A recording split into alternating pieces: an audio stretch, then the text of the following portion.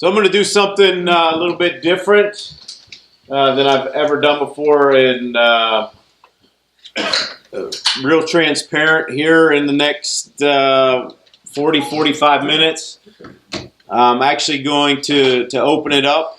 I really like control. So I know some of you are like that. I like to have control, and in the next 45 minutes, I'm not going to have control. I've given my son some questions directly linked to some of the things we've discussed over the past day with you guys, and I don't know what the answers are going to be. And since this is my profession, relationships and everything, that's what I do for a profession, it's kind of making me nervous, all right, because I'm not sure what he's going to say. Hopefully it's going to be good. It is not meant to be, hey, look at me. What have I done? This is meant to help. All right. Joe talked about the drill for skill. All right. He brought that up again. And I didn't have that skill. I wasn't given that skill. Everything that I teach, I wanted to learn, and I set out to learn it because I didn't have it. Actually, when we first got married, my wife and I, we've been married for 23 years now. And when I first got married, I was afraid to have kids. I mean, my anger was just so explosive that, I mean, I didn't want to repeat that. And so really set out to just that own personal development in myself.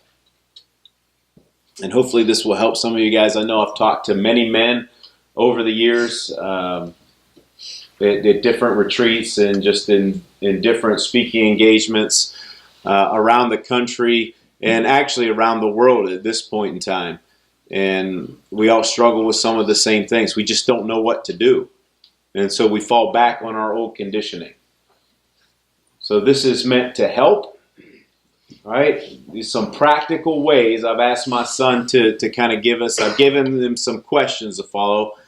But I don't know what the answers are going to be, so I'm just as intrigued as you are to know what those answers might be and to see what he might say as being profound in his life. But where this is coming from, if you look at the book, Play the Man, Larry said, you know, I do this, I've gone through this book several times in leadership and mastermind groups, but I also, this is one of my go-to books that I do with most of my coaching clients. So most of my individual coaching clients.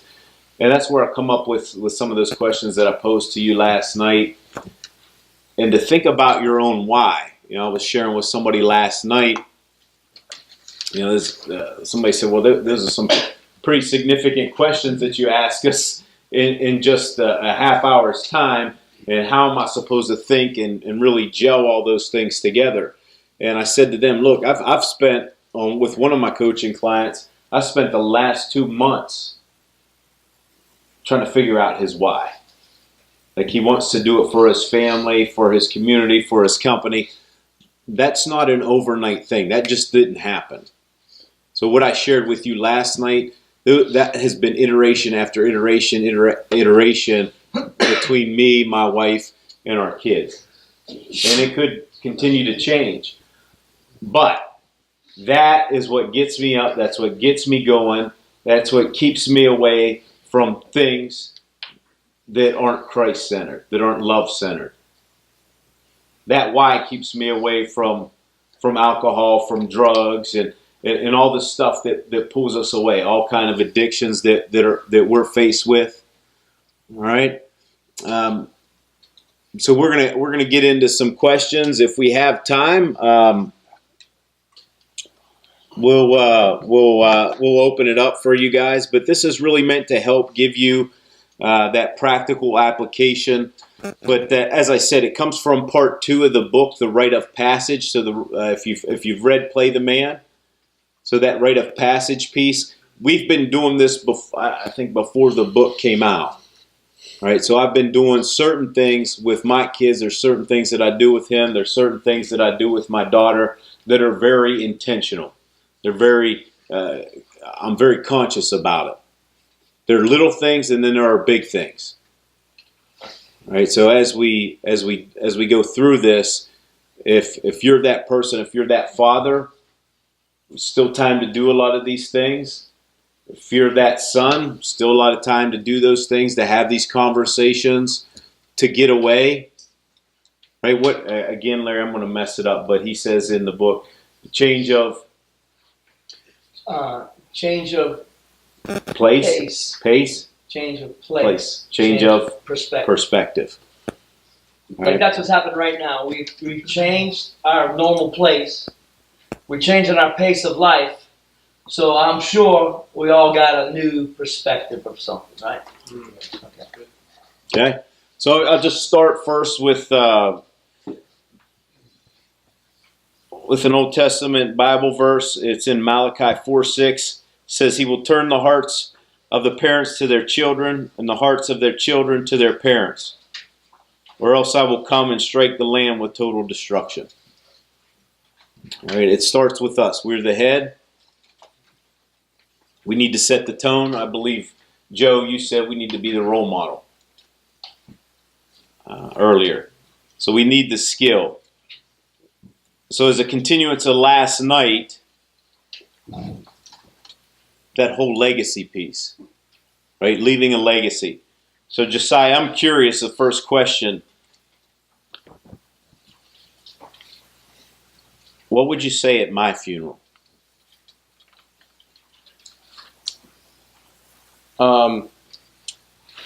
So I guess to preface this question, because I kind of knew ahead of time some of the questions he was going to ask me today, because last night we got home at 10:30, and you're like, with the driving, he's like, all right, I'm going to crank these out so we can have some questions for tomorrow. And this was the first one they came up with, and I was like, man, you're not giving me any slack here. This is a tough question.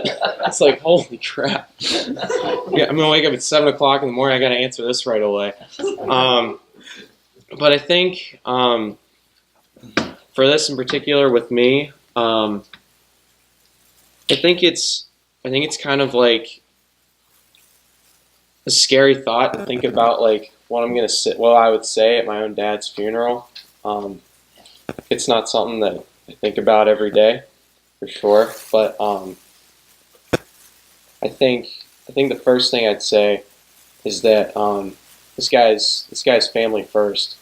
I think no matter what happens to my mom or sister or I, he's there.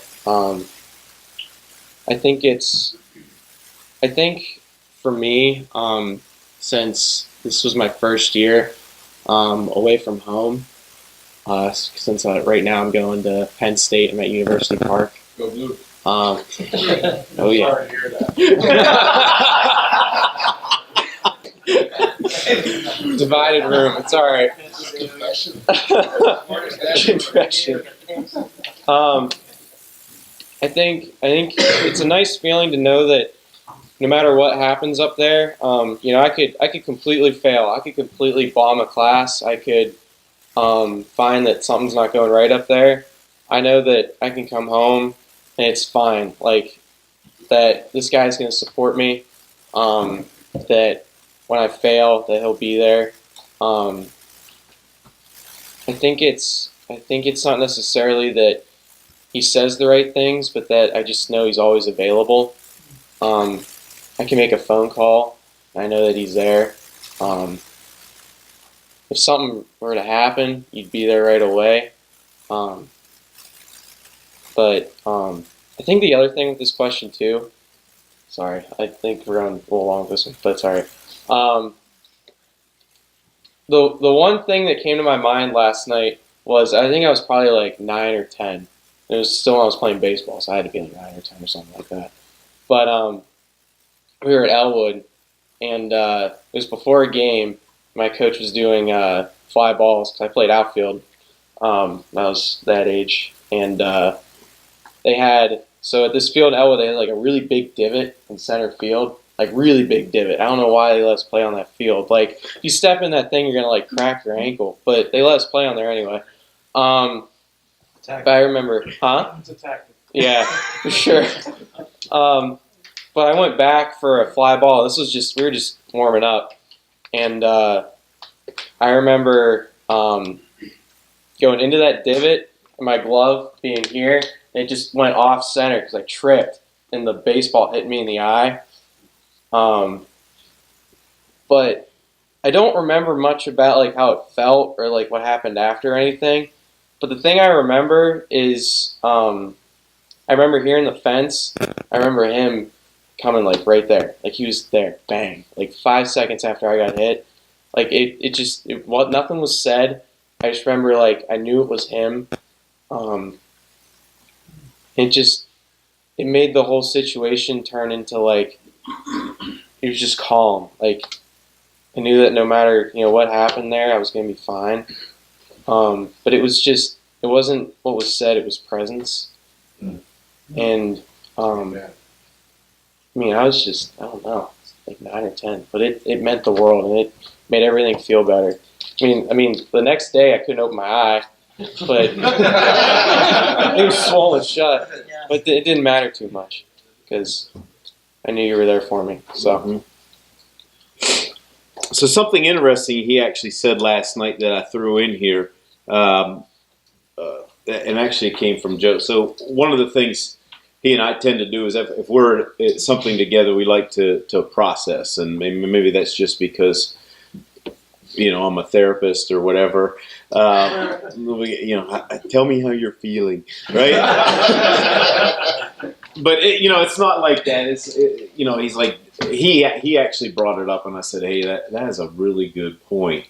But just how we process things. But he said about Joe was talking about conviction last night, and how a volunteer is convicted, right? And one of the things that really struck me what Josiah said last night, and just elaborate on this for a minute or two, if you would, because I was like, wow, that's pretty deep. But you said college has made you selfish.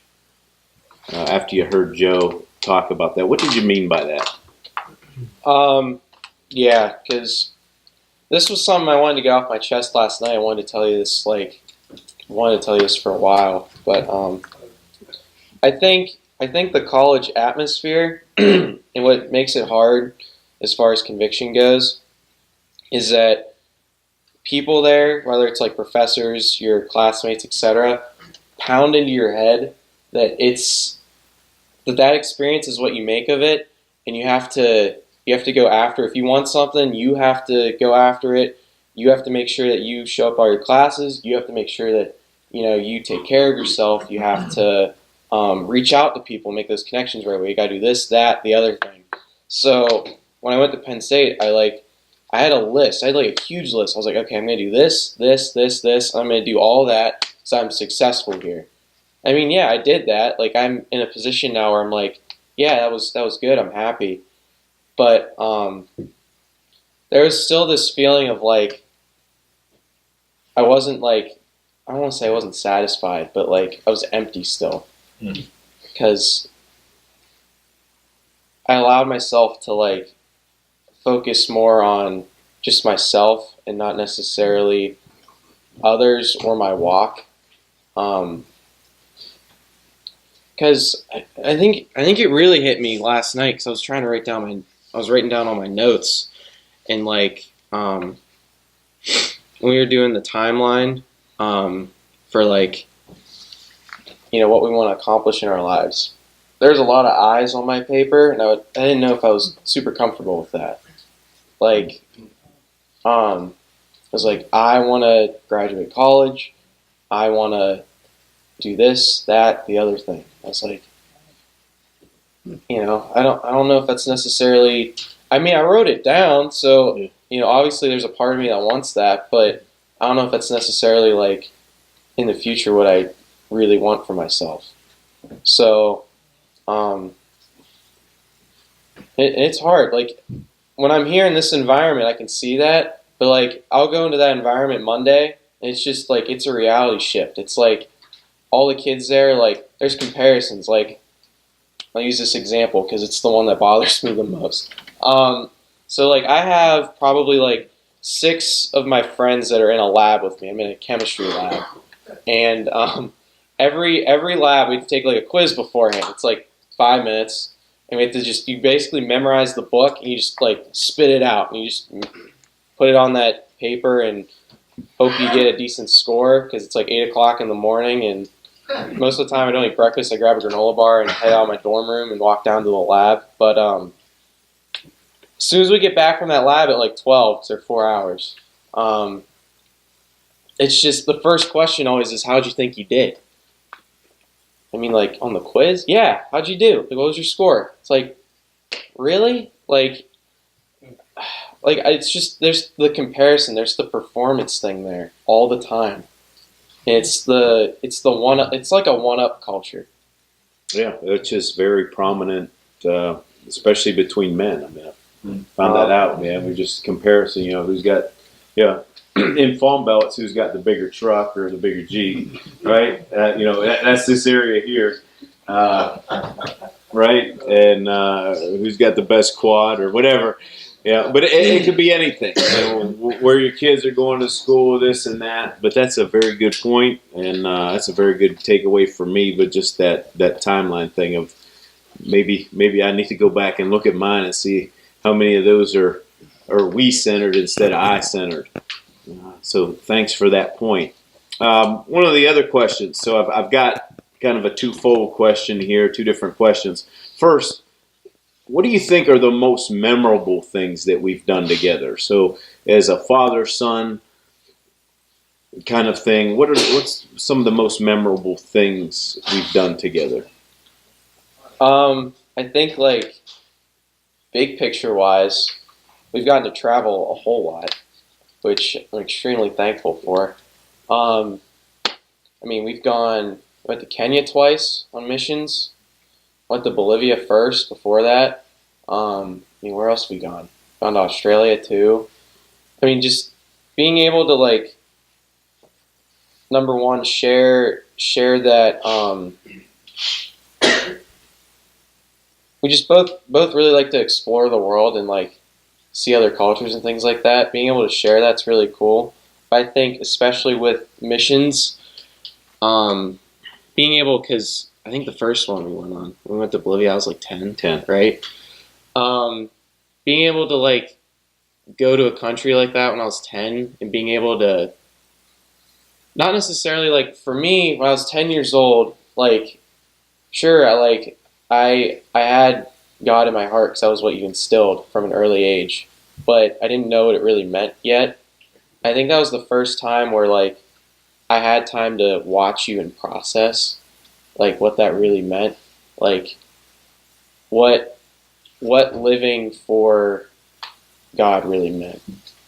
Because like you can read all the kid stories you want. They make cool picture books for kids that age, and they're like, this is the story of this guy, and the other guy. Like, sure, that's cool. I know that's in the Bible, but being able to watch you through those things, and just being able to focus on that was big because I don't remember a ton from that age, but I remember so many little details from those trips just because it was a time where we devoted just to following where God would take us and being able to help people there. You just need that extra step. Funny story about that particular trip.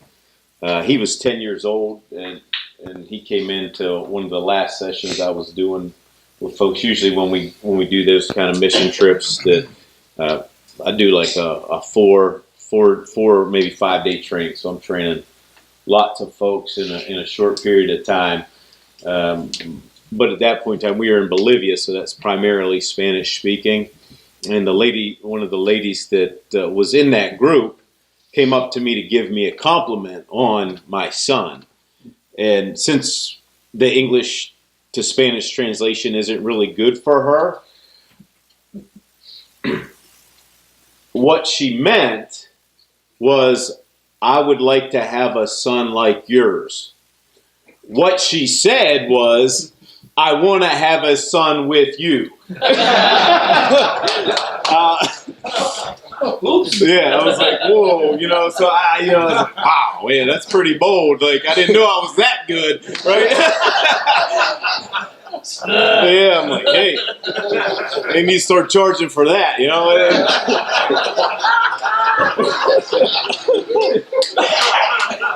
Oh, man, that's good. But I always remember that. So that's been a while. But man, I don't get embarrassed by many things. But man, that sure turned me red pretty quick, because it was in front of a group, and she saw it in my face. She knew she said something wrong. She just didn't know what she said that was wrong, and so it was very entertaining.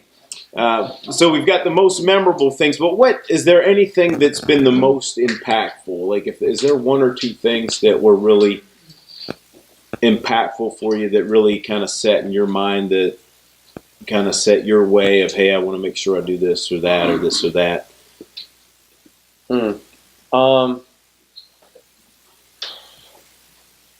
I think there's two things I think that come to mind. One that was back a little ways, and one that was pretty recent. Okay. So first one, I think I was like, can't remember if it was first or second time. It was when we were in Naboshes. What time was that? We were in Kenya. Can't remember if it was first or second time. Yeah. I guess it doesn't really matter. I was like 12 or 13. That was the whole point of that. But we were in a hotel, and we were about to do trainings that day. I forget what group that was. Was that all the orphanage workers, or was that? Yeah. And so we did the first day, I think, right? We completed the first day. It was really successful. But something about this place, like, didn't gel, or, like, wasn't right. Like, the whole aura of the place was off. So I think it was the morning. Second day we woke up, and You and I were going down to breakfast. yeah, we're going down to breakfast. I think it was very early. And the manager just came down and kicked us out of the hotel. He didn't give us a reason or anything. He was just kind of like, get out. And we had, I don't know, 50 some people coming, right? Something like that. 50. Yeah. So, I mean, we were outside. I remember we had all of our luggage and stuff. We didn't know where to go. And we were just in the middle of this, like, Street. yeah, we were in the middle of the street. We were in a sketchy town for Kenya. That's all I remember, because it was like, it was rough. That night, you could hear stuff. I was like, oh boy. Yeah, so we were on this dirt street, and I remember, I can't remember what verse it was. Do you remember that day? I have no idea. It's been so long. I just remember, I remember telling my dad while it was happening, like, no matter what happens, it's going to be okay, because God has a place for us. Now, I will say, just to set the tone, not to interrupt you too much, No, but it wasn't just like, get out. It was spitting and yelling, get out. Here come police. 7 security guards to make sure we got out of our room. And that is literally the first time I've ever been kicked out of a hotel and not known the reason for it. So that was just say it. Go ahead. So I remember everybody coming in, and we didn't have a place. We set one guy out trying to find somewhere, but people were coming in. We didn't have anywhere, so we were just outside this hotel with like 50 people. And I remember we all started singing. Yeah. In the middle of the street. Yeah, in the middle of the street, worship songs. It was impactful, not only to me, but that street dog. I remember, because there's a dog on the, like, there's like a street corner. So there's like buildings this way. It came this way. It's like at a T. I remember the dog was like over here, and he came over and just like sat in the middle of our circle while we were singing. I mean, there's just something there. Like, you could feel the Holy Spirit move there. And like, it's another thing. Like, you read about the Holy Spirit and you're like, yeah, it's there. That was one of the first times where I was like, holy cow, like I can really, really feel the Holy Spirit here. It's like circling through this group. Yeah. And we found a place too. Yeah. But it was weird. We found the place. I was like, dude, I don't want to leave. Yeah. Like it was crazy. It was a surreal experience. It's one I'm never gonna forget. I still remember like where the sun was. It was right here. I remember that corner.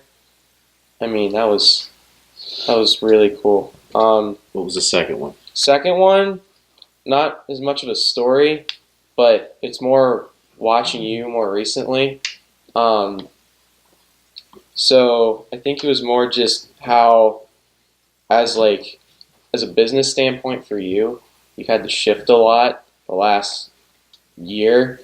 I mean, I don't know all the details, obviously, but from my standpoint, you've had to go from, having this business here to kind of trying to mesh that with your own thing and making it your own thing and trying to also expand that own thing that you have. And to me, like, leaving that was kind of scary because it was a point where like I was excited because I knew this would turn into something that was going to be you. It was something that you wanted to do. But at the same time, like I felt like I wanted to help in some way or something. But it's kind of funny because like I haven't been physically here, but just watching you, like getting the phone calls, like the FaceTimes of like, yeah, we added this girl, we added this guy, Zach Del Turco, nut, you know, and hearing all these great stories of the future it holds for you. It's just really encouraging for like, I guess my why, because seeing you like have your business and turning that into something that you want to turn it into is really encouraging for me. Because like, with my college experience, I want to be able to graduate and turn it into something that I want it to be, not necessarily like be like complacent and place myself into something that's okay. Mm-hmm. I want to be able to, kind of like my why is like I want to do something that I felt like I was called to do. Like I'm trying to listen right now and see where I'm supposed to be placed, and I can watch an example of that every day. So yeah, that's been big for me too. You mentioned earlier that I've always placed family first. That's been my motto. It's always been extremely, extremely important to me. So even if you come in as a friend, I mean, I've always, I want to treat you as family. Nobody gets left behind. Nobody gets thrown under the bus. We're all in it together. There's nothing to be said behind each other's backs. Those kinds of things. I brought that into my culture and even inside my company. But I've always spoke about family first. But really, just like real quick, what does it mean to you, or what has it meant to you? Family first? Yeah. I mean, it's meant everything to me because I think it was something you hit yesterday, like safe environment. I know that whenever I come home or like I need that place, I have it. I mean, you can talk about like these sort of things as much as you want, but like the fact that that my parents have set up like that environment for me where I can go back and just know that no matter what's going on in my life, I can go back and number one, I can talk about it. I can trust them with what I say, and that I can trust that they'll just be there for me is huge. Because then it makes the failures and the things that bog me down, it makes them approachable. Like sometimes like it's just like the reminders that that you guys both tell me all the time that is huge. And I think a lot of the things you said in your timeline was expanding on the family first thing. Like, you have that environment where we can come back and be safe, but also the environment where like it's like everybody can come in and be safe, like the Bible studies and things like that. It's just a safe space, I guess. Good. Well, this makes me sound really good. At least, thank you. He's paying me a little bit. But one of the things I wanted to be really upfront about, and is that again, I mean, I set out to do all these things because I didn't even have tools. I mean, I just like, you can read all the books you want, but if you've never seen that, or somebody do that, what's it actually like to get rid of an identity that served you for so long, and to get out of that anger and out of that fear and into a place of love and responsibility. Just be dead honest with this answer. At first I put, what are some of the things that I've screwed up on, but I didn't want to open up that kimono quite that much. All right. But maybe how that is best put, right, is what have you seen me struggle with the most? You said it right when you opened, and it was like the first thing that came to my mind. I think sometimes you struggle with is the control thing. I mean, the biggest example is when like we both went to college. Initially, I went to Penn State, and Faith was going to Messiah. If you guys don't know where those are at, that's State College, which is about 2.5 hours away, and Messiah is about 3.5, 4. The fact that he can't come up to our room and see how we're doing, I knew bugged him. Because, I mean, like, the few months leading into us leaving, like, his whole demeanor was like, it wasn't bad. It was different. Because it's just that realization's coming in that, he sometimes, like, you just have to kind of let us go and do our own thing, and the control's not there. So I know you like to control our environment, and I definitely struggle. Yeah, I think I like to have me some control, baby. Yeah. So, and both of you went off at the same time. I think you planned that just to see if I could really handle it. That's Fate's fault. I did it with my age, so don't blame her. So they're two different ages, but they went at the same time. So we had a huge transition last year. So yeah. As a kid growing up, what are some things that you would, especially we've got some dads in here that have younger kids. What are some things that you would encourage us dads, or like what I've done with you? Or there's some certain practical things that you say, hey, look, just continue to do this. I'm asking that question because a lot of times what I see dads do is they start shedding their responsibility when especially their boys hit about 11 or 12 years old. They're like, okay, I'm done. Like, even if I've gotten to that point, it's like, well, they're teenagers now, let them go. That's really when young men need us the most, and that's when even though my daughter stopped being as lovely as she used to be when she was really tiny, she really needed my presence there. So what are some things that you can tell everybody that we would need to continue to do, or what are some things that I've done that said, hey, just continue to do that even now? I think like before, like I hit like 11 or 12, so like when I still had energy, like I don't have now. So I could play around all day. I just always just liked being with you. Like, it wasn't like anything you said. It wasn't any like this, that, the other thing. It was just, Dad, can we go do this? Can we go do that? And that was so impactful for me. I remember days where like, Dad, can we go play wiffle ball? Sure. Can we go play like Wii or something like that? Like, we finished a couple games on the Wii, even though I know like it's not necessarily like our favorite things to do. Like, it was just the fact that we were together that made it the best thing. But I think just at that young age, I just always wanted to be with you, and the fact that it was always a yes was huge. I think once I got a little older, like that 11, 12 thing, I already like, I feel like you already instilled in my mind like the goal mindset of like thinking more of like what my why was going to be, and thinking ahead to what I want to accomplish here. And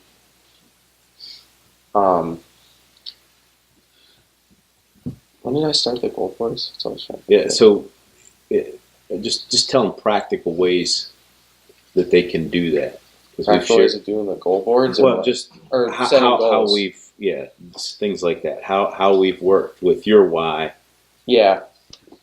Because I think, like you said, like 11, 12, that age range is like crucial to young men. And I think you're thinking about goals right then and there is really important. So what we like to do, usually it's on the first day of the year. We all have cork boards, so like they don't have to be super big. Like I think my dorm room right now is probably like, I don't know, like foot by foot. It's not super big, but like we all come together as a family, and number one, we talk about kind of like debrief through what happened through the year, what we accomplished, what our failures were, and what we can learn from stuff like that. And then we make a board that has what we want to accomplish on it. A vision board. Yeah, vision board. So, like, for example, like, I know I had on there this year, like, goals that weren't necessarily like vague, like I want to eat better, like that sort of thing. It was like I want to eat was a bad idea because I didn't put anything for food on mine. Like exercise, like I want to exercise more. Instead of that, I put like I want to exercise 3 times a week, 30 minutes. And then since I have that achievable goal, I have that board right there. It keeps me accountable, which is huge. Like, it allows me to go like, okay, this is what I wanted to accomplish. I have it there, so I can go do that. But we keep it up there through the year, and keep through with it. Then towards the end of the year, then we'll come back and review it again. It's just like that cycle. But it's like the whole point of it is just figuring out like, what we want to accomplish, what our goals, what our main visions are, mostly what that why is. But and what that does for a parent, right? So those of you that are parents, what that does for a parent is that keeps you on track and not your agenda, but your kid's agenda. What's most important to them? Because a lot of times, especially if we're control freak dads, right? We like our agenda. This is how it's supposed to be. This is how it's supposed to be, right? One of the young man my daughter's been dating for a while now. He pulled in the driveway the other day, and our office is on our property, right? So I can see what's going on, right? And I'm sitting in my desk. I'm on a phone call, and he pulls in the driveway, and I see my daughter come out and get in the vehicle. Man, I like, did he really not go in and get her? And he didn't open the door. He's sitting there in the driver's side seat with his seatbelt still on. And I come out, I start going out the door. Yeah, and I'm like, whoa. And Tammy's like, relax. I'm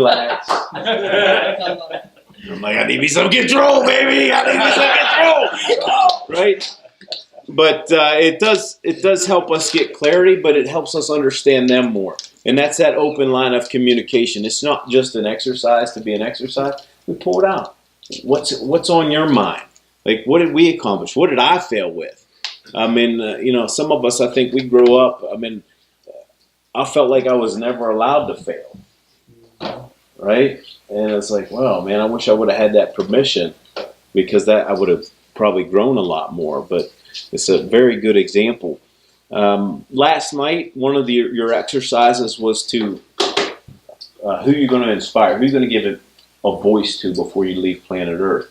What I wanted you to talk about, Josiah, is, a lot of times I will talk about speaking truth into your family and especially into your children, because they get inundated with things. They go off to college and they hear all this and this. What are some ways that I've given, and your mother and I have given you and your sister voice, and how have we spoke truth into your life? What does that look like? Does that make sense? I think. You can interrupt me if it's like going off, but I think a big thing is that you've provided resources for us in that sense, but allowed us to have the control to make what we want to make of it. So, like, it's a good example of that. Like, I guess it's like the reminders thing again, because I think you and Mom repeat yourselves a lot, which is a good thing. Like, I think for me, a lot of times, like, if I get like a grade and it's something like that I'm not proud of, it's the reminder of like it's okay to fail. And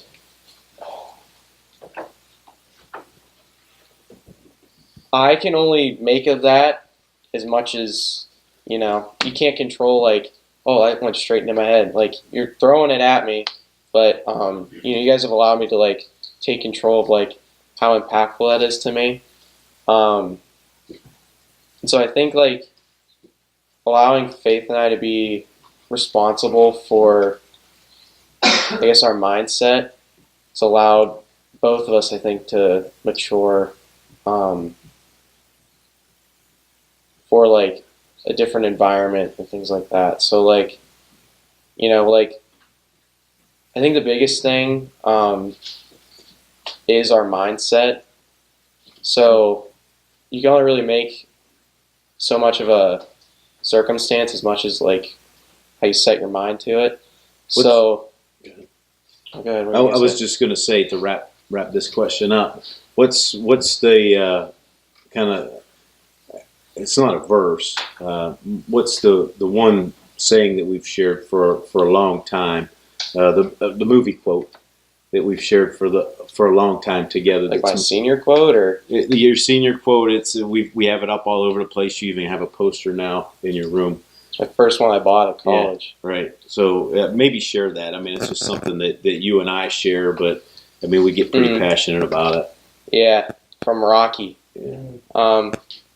Shoot, I'm gonna butcher the quote. It's not about how hard you hit; it's about how hard you can get hit and keep moving forward. It's not about how much you.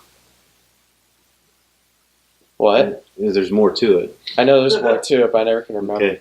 It's not about how much hard you can get hit, about how hard you can get hit and keep moving forward. How much you can take and keep moving forward. That's how winning is done. That's it. All right. And that's pumped us up, and that was his senior quote, and one of the things that I absolutely loved when he got to college. A few days in, I got a text message with that on it, and said, "Hey, Dad, I found a cool poster." So, Above my bed. Yeah. So we're running out of time, Josiah, but real quick. In about 45 seconds. How has especially as dads and grandfathers, how has my why impact or shaped your why? How passionate you are about, like, chasing your why has been impactful for mine. Because both our whys are going to be different, but the way that you chase yours and the way that you're passionate about it and the steps you take in order to achieve that is really impactful to me, so that I can achieve my why as well. I think that's the main thing for me. Okay, good. Josiah and I found a quote for for you, all of you. Would like to share it with you as we just wrap up. It's from George Bernard Shaw, and it's really impactful. We actually have it hanging in our office, and this is what it says. And it's really impactful for him and I in our lives as a family, talking about your why and going after it. So this is what it says. This is the true joy in life, the being used for a purpose recognized by yourself as a mighty one, the being a force of nature instead of a feverish, selfish little clod of ailments and grievances, complaining that the world will not devote itself to making you happy. I want to be thoroughly used up when I die. For the harder I work, the more I live. I rejoice in life for its own sake. Life is no brief candle for me. It is a sort of splendid torch, which I have got a hold of for the moment. And I want to make it burn as brightly as possible before handing it off to the future generation. I hope this was helpful to you from a practical standpoint, and my hope is some of this you will take and continue to use as we sharpen each other in our relationships, in our families, and with each other as men. So this was powerful. So let me just wrap this up. So, you're seeing a very healthy, not perfect model of a father-son.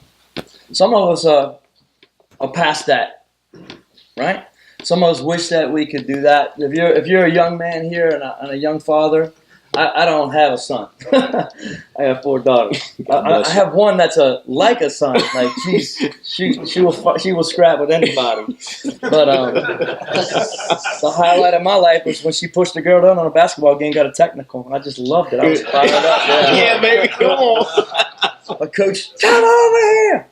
That was good. The key is father. Brett said John 14:9. Let me just read this to you, because it's never too late. My dad and I don't want to get into this, but we didn't really start having a good relationship till about 10 years ago, because my dad was a leader, a good businessman, but he ran around on my mom. And the hardest conversation we ever had, I had to confront him with that when I was 22 years old. But he made a change. Like, there's never too late, right? It's never too late. Whether you got sons or daughters, it's never too late to be the impact, because my family's fractured, and all 3 of my sisters, they crave my dad's attention. At 54 years old, an alcoholic sister craves. Joe was there. Eric seen, like, they my buddies see him. I said, they're like, God, but she just wants my. So guys, it's never too late. I don't care what situation it is. There's always something that God can help you do that, right? Brett, man, I love it when you said that, because this is the message the next 4 weeks at Champion Life Church. It's called Our Father. And we think of our Father which art in heaven. But it's like our Father is why Jesus came. Jesus came so all of us could see the Father. And so this is a passage, and in John 14:8-9, Philip says, hey, Jesus, show us the Father. Show us the Father. And then Jesus said, wait. How long have we been together? 3 years? If you've seen me, you've seen the Father. Right? And then he goes on to say, if you believe in me, then you can believe in the Father. What you've seen here today is, you see him, you see the Father. What people don't realize, Josiah is a young man, love this young man, but I know his father, right? Now, we're not perfect, we mess up. Listen, my oldest daughter had to go to counseling because I screwed her up. Just because, control, right? We dropped the ball, but it's never too late. What we're here to do is say, and we're going to end with this, and I think this is so timely, because this is what I've been praying for us, for Champion Life Church.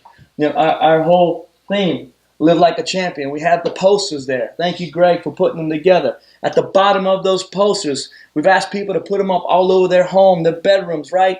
Their offices, in their cars. Man, take some, right? Man, and put it where you can see it. It says, live like a champion. And the bottom says that I would have a spirit of wisdom and knowledge so I can know him better. Know who better? Know the Father better. That's the key.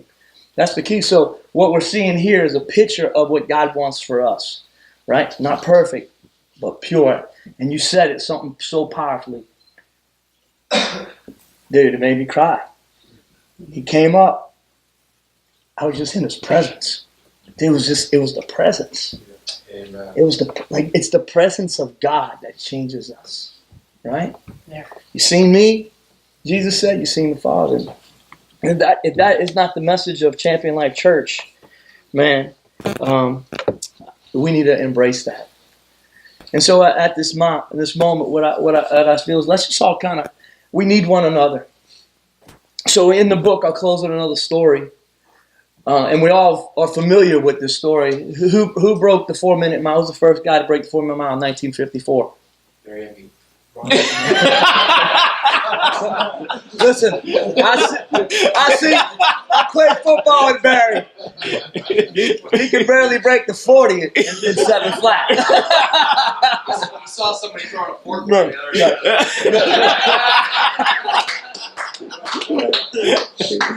Coach first in line, Brett goes last. All right, good. We will do that. But who broke the 4-minute mile? Who? All right, who are his 2 pace setters that helped him to break the 4-minute mile? A guy named like Chris something, and a guy named Chris Chatworth or something. 2 guys named Chris. He never would have broke the 4-minute mile if he didn't have a pace. He didn't have 2 pace setters. Right? So we need one another. Like we need pace setters. Like we need somebody that we can learn from and grow with and be a part of that. Like that is so powerful. So hey, let's just stand up and we're gonna close with that song. Josh, come on up. Let's just all stand up. Let's